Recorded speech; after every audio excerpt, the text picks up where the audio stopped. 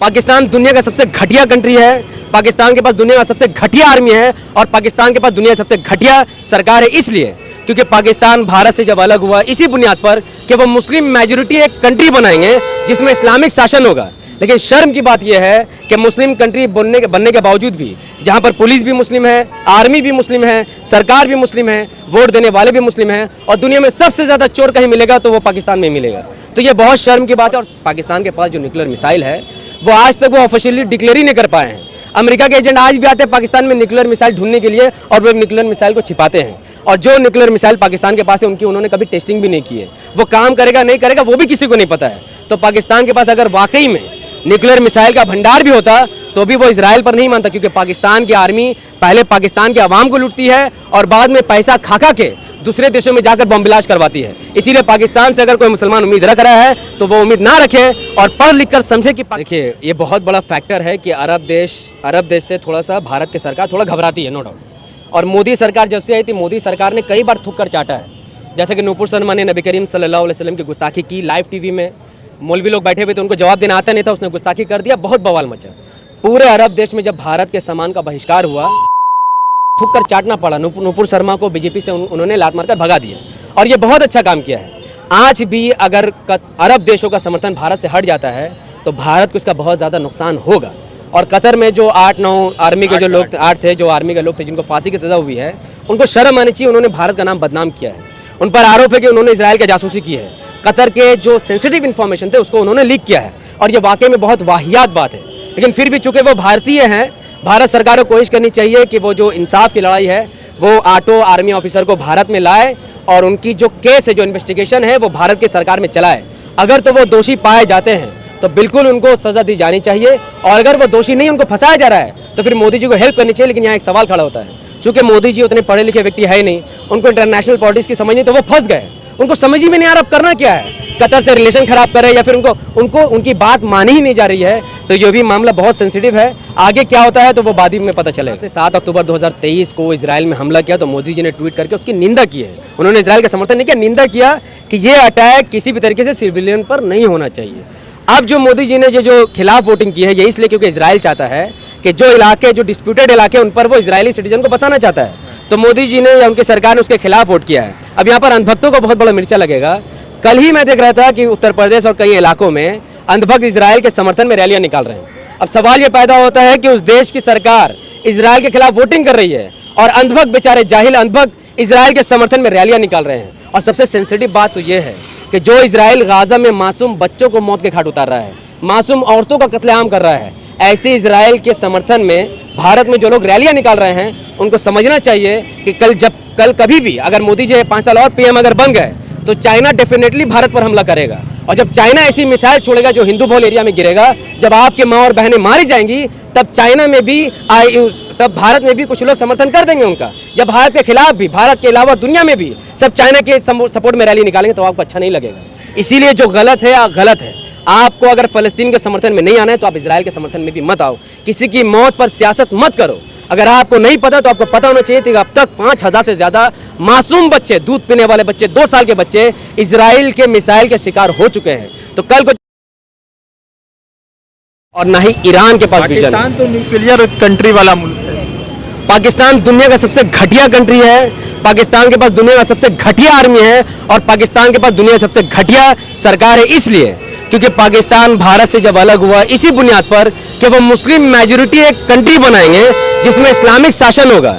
लेकिन शर्म की बात यह है कि मुस्लिम कंट्री बनने के बावजूद भी जहां पर पुलिस भी मुस्लिम है, आर्मी भी मुस्लिम है, सरकार भी मुस्लिम है, वोट देने वाले भी मुस्लिम हैं और दुनिया में सबसे ज़्यादा चोर कहीं मिलेगा तो वो पाकिस्तान में मिलेगा।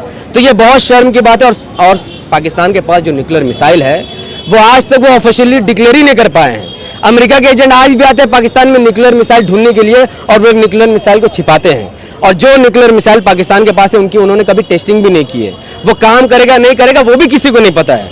तो पाकिस्तान के पास अगर वाकई में न्यूक्लियर मिसाइल का भंडार भी होता तो भी वो इजराइल पर नहीं मानता, क्योंकि पाकिस्तान की आर्मी पहले पाकिस्तान के अवाम को लूटती है और बाद में पैसा खा के दूसरे देशों में जाकर बम ब्लास्ट करवाती है। इसीलिए पाकिस्तान से अगर कोई मुसलमान उम्मीद रख रहा है तो वो उम्मीद ना रखे और पढ़ लिख कर समझे कि पाकिस्तान कैसा घटिया देश और कैसा घटिया सरकार वहां पर चलती है। एक सवाल है कि पहले मोदी जी ने एक ट्वीट किया कि वो इजराइल के समर्थन में, परसों तरसों एक मीटिंग हुई यूएन में, उसमें इजराइल के बस्तियों को इलीगल हुआ, जिसमें जो है इंडिया ने फ़लस्तीन के समर्थन में वोट किया। तो मोदी जी का स्टैंड को लेकर क्या चलता है? उनके भक्त पहले कह रहे थे कि इजराइल के साथ है, अब जो उनका भी स्टैंड क्लियर हो, तो मोदी जी का क्या ही स्टैंड रहता है? कभी फ़लस्तीन कभी इजराइल, क्या रहता है? देखिए, दोनों बात अलग है। जब हमास ने 7 अक्टूबर 2023 को इजराइल में हमला किया तो मोदी जी ने ट्वीट करके उसकी निंदा की है। उन्होंने इजराइल का समर्थन नहीं किया, निंदा किया कि ये अटैक किसी भी तरीके से सिविलियन पर नहीं होना चाहिए। अब जो मोदी जी ने जो खिलाफ वोटिंग की है, ये इसलिए क्योंकि इजराइल चाहता है कि जो इलाके, जो डिस्प्यूटेड इलाके, उन पर वो इजरायली सिटीजन को बसाना चाहता है। तो मोदी जी ने या उनकी सरकार ने उसके खिलाफ वोट किया है। अब यहाँ पर अंधभक्तों को बहुत बड़ा मिर्चा लगेगा। कल ही मैं देख रहा था कि उत्तर प्रदेश और कई इलाकों में अंधभक्त इजराइल के समर्थन में रैलियां निकाल रहे हैं। अब सवाल ये पैदा होता है कि उस देश की सरकार इजराइल के खिलाफ वोटिंग कर रही है और अंधभक्त, बेचारे जाहिल अंधभक्त, इजराइल के समर्थन में रैलियां निकाल रहे हैं। और सबसे सेंसिटिव बात तो ये है कि जो इजराइल गाजा में मासूम बच्चों को मौत के घाट उतार रहा है, मासूम औरतों का कत्लेआम कर रहा है, ऐसे इजराइल के समर्थन में भारत में जो लोग रैलियां निकाल रहे हैं, उनको समझना चाहिए कि कल कभी भी अगर मोदी जी 5 साल और पीएम अगर बन गए तो चाइना डेफिनेटली भारत पर हमला करेगा। और जब चाइना ऐसी मिसाइल छोड़ेगा जो हिंदू बहुल एरिया में गिरेगा, जब आपके माँ और बहनें मारी जाएंगी, तब चाइना में भी तब भारत में भी कुछ लोग समर्थन कर देंगे उनका। जब भारत के खिलाफ भी, भारत के अलावा दुनिया में भी सब चाइना के सपोर्ट में रैली निकालेंगे तो आपको अच्छा नहीं लगेगा। इसीलिए जो गलत है गलत है। आपको अगर फलस्तीन के समर्थन में नहीं आना है तो आप इजराइल के समर्थन में भी मत आओ। किसी की मौत पर सियासत मत करो।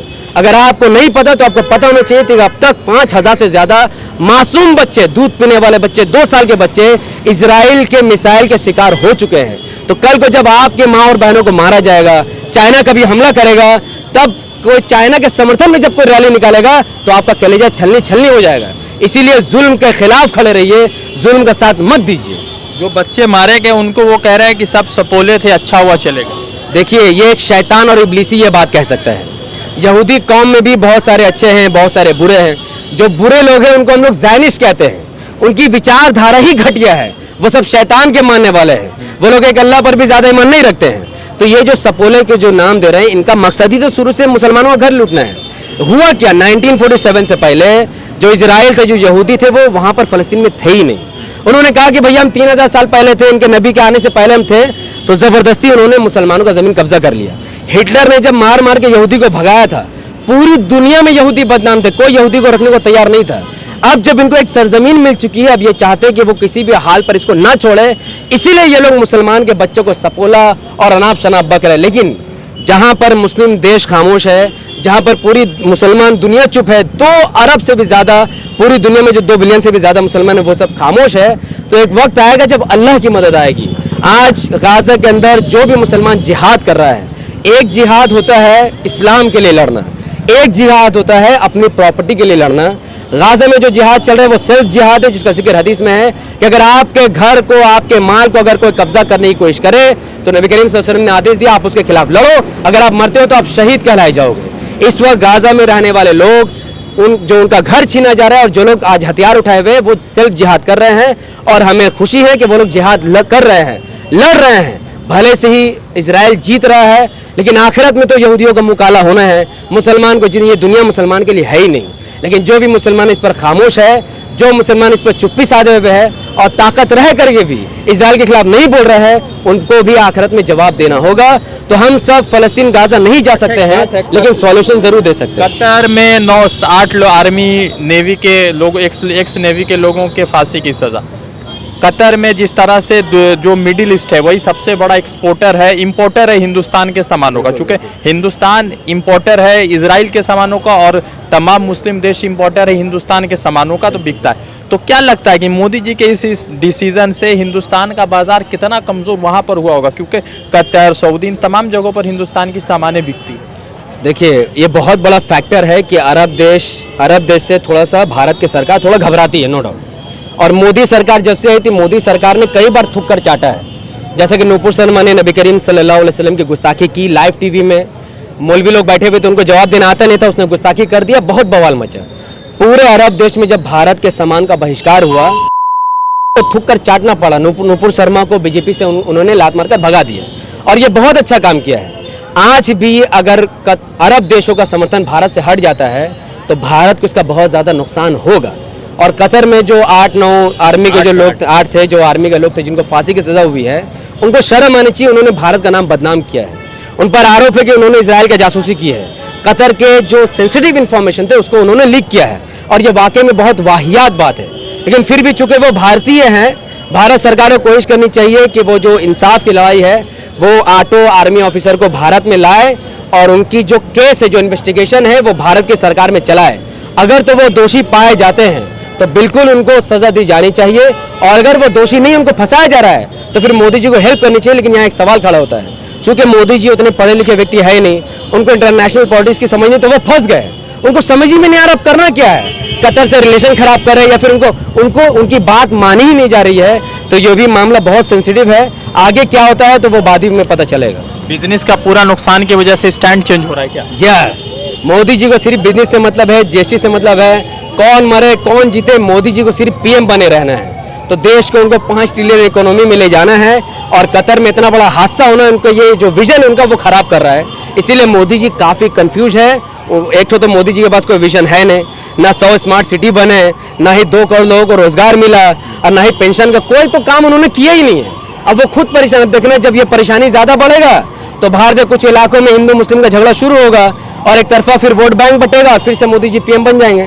तो मैं देश के हिंदुओं से कहना चाहूँगा, मेरे हिंदू भाइयों, आप हमारे साथ रहते हो, कोई मुसलमान आपके खिलाफ नहीं, आपके धर्म के खिलाफ नहीं। हम चाहते हैं आप हमारे साथ मिलकर रहो और एक साथ मिलकर ऐसे नेताओं को पीएम बनाओ जो पढ़ा लिखा हो, समझदार हो, देश के साथ साथ वो विश्व का भी ख्याल रखे। तो लगातार पूरी दुनिया भर में इजराइल फ़लस्तीन के वॉर को लेकर अपडेट है। अभी जिस तरह से 37 दिन से ज़्यादा का अरसा गुजर चुका है, सवाल यह है कि मुस्लिम देश मीटिंग करते हैं मगर तमाम मीटिंग में जो है वो लोग बाहर हो जाते हैं। अब सवाल ये भी महत्वपूर्ण है कि क्या मुस्लिम देश के कंडेमिनेशन से या उनके कंडेम करने से ये जो जंग है वो रुकेगी, और कब तक गाज़ा के ऊपर जो है हमला शुरू रहेगा और कब ये हमला रुकेगा।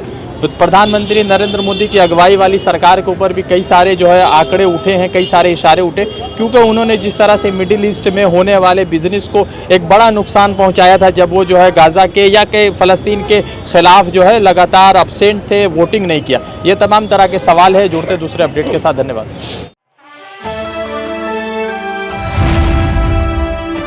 द इंडियन खबर, सच आपके सामने।